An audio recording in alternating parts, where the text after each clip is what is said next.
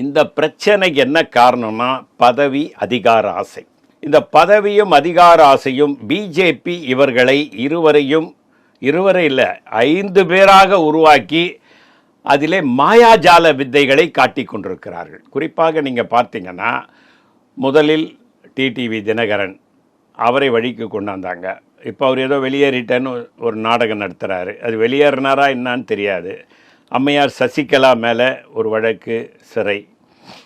அதுக்கப்புறம் ஓபிஎஸ், அதுக்கப்புறம் இப்போ வந்து செங்கோட்டையன், பழனிசாமி, 5 அதிமுகவாக இருக்குது. இப்போ செங்கோட்டையனை பழனிசாமி அவர்கள், திரு அண்ணாமலை அவர்கள் அவரை கடுமையாக சாடிய போது திரு பழனிசாமி அவர்கள் அவரையும் சாடி வெளியே வந்து விட்டாங்க.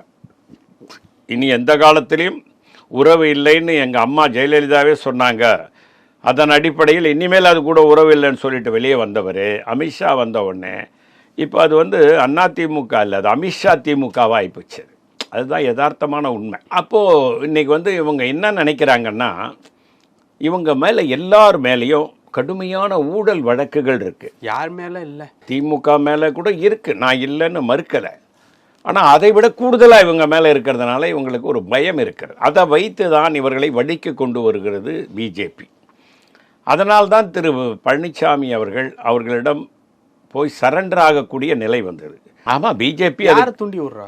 இவங்க 5 பேரையுமே தூண்டி விடுறாங்க. யாரு? பிஜேபியில் குறிப்பிட்ட நபர்கள்னு யாராவது? குறிப்பிட்ட நம்பர் தான் பத்திரிகையில் தினம் வருதுங்க. மரியாதைக்குரிய உள்துறை அமைச்சர் அமித்ஷா என்ற பெயர்